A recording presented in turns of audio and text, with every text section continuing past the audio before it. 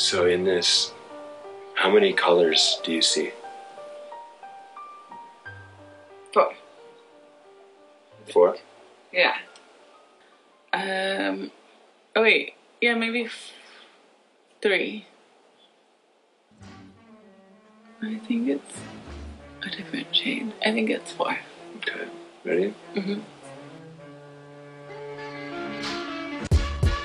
Oh, it's only 3 colors. Oh wait, no, it's 4 colors. You want to see it again? Yeah.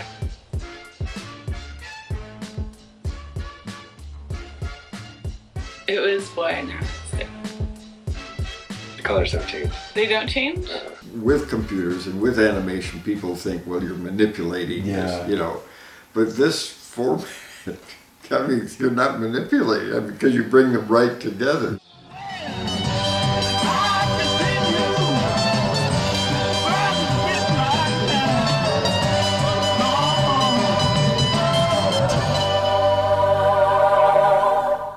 The inspiration for this project comes from the color class by Dick Nelson, in which my whole sense of color was deconstructed.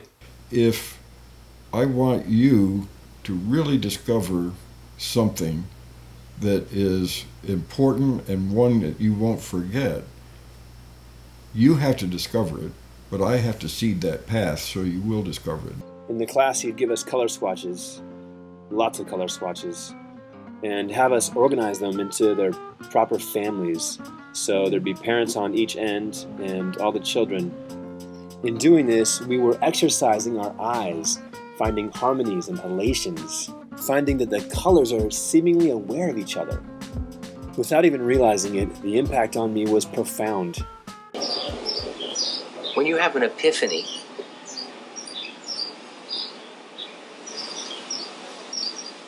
you see something so clearly that it stays with you forever. Those artists who are constantly questioning are those who are growing, because through these questions they make discoveries. I couldn't figure out why, if I painted a solid gray, why it would appear darker here and lighter here. For me, one of the great lessons was all of this was right there for everyone to see. If I take this gray, the same gray, and I place it on black, and I take the same gray and place it on white, they will appear as totally different grays. I would leave his class and go outside, and the whole world would be vibrating.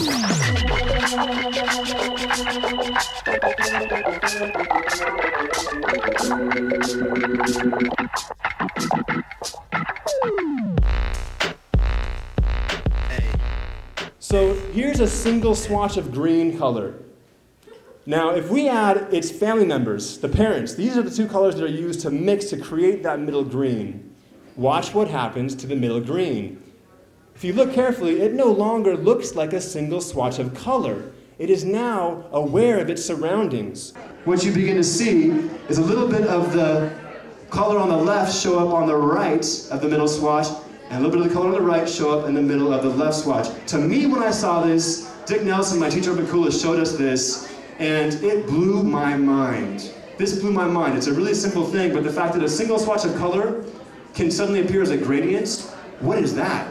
To me, it feels like magic. The power of what you're doing is that color slips beneath conscious awareness.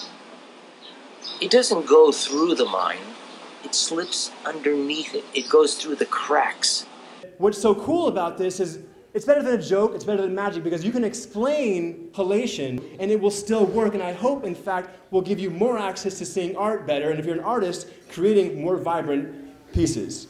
And this is like what I'm using to create some of the new content for the color box. So you'll walk into the color box, and I'm now using stuffed animals as the mouse. This is the circles, and they're all dropping kind of at random, but then by using the mouse, you can control. This is the red slider,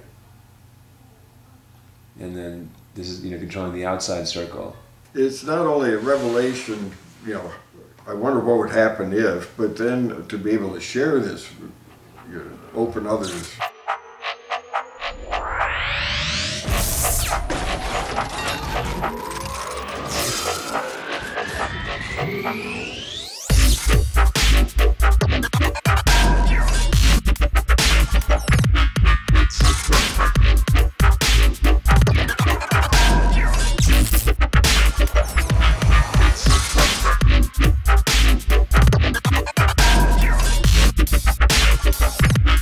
See how the smart ninja puts the projectors in the tents. Projectors in the tents. You guys want to go inside? Inside, you can go inside. Tell me what you got going on here, man. So check it out, this is a color box. So this year we've got a really smooth, tight construction that fits in my little Honda. It's awesome. 40 feet of muslin fabric wraps the whole box. Gina and Dana sewed 54 yards of Velcro on the edges, so that it's really tight. The room is controlled by an infrared light sewn into a stuffed animal. And that infrared light talks to the infrared camera here in the corner of the room. And the intention is to inspire people about color relationships and educate them how radiance and brilliance and luminosity is created in our eyes, in our minds, and to share that excitement about color. Choosing how much green or how much. I want it when it's the black screen and the light ones. I like that one best. The more I look at color and the more I understand about color relationships, the more alive the world becomes. As you watch these rectangles of blues and reds slide in, you can see they're single blocks of color, but once they're with their family, they seem to be gradients. They have this organic, merging, blending quality about them. The colors sing together, they harmonize. It's as if you can see through one color into another color. When you align the family of colors, the halations almost seem to breathe. As Jacob put it, they're like inhalations and exhalations. And then the question becomes, were halations always there before I knew about them? And the answer is yes, they were one of the aspects that made beautiful art beautiful. And it's not just the beauty of the colors or the beauty of the combination of colors, it's what happens between the colors and my perception of the colors, how it becomes alive, and this idea of discovery where I've been looking at color for my entire life and never seen this, and that's what's so exciting about this for me.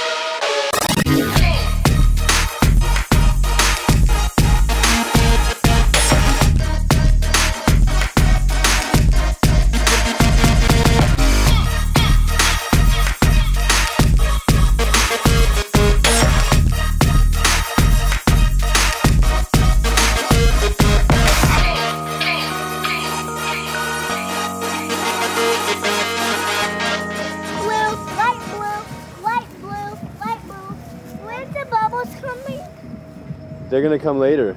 Later? Why? Because we got squares right now.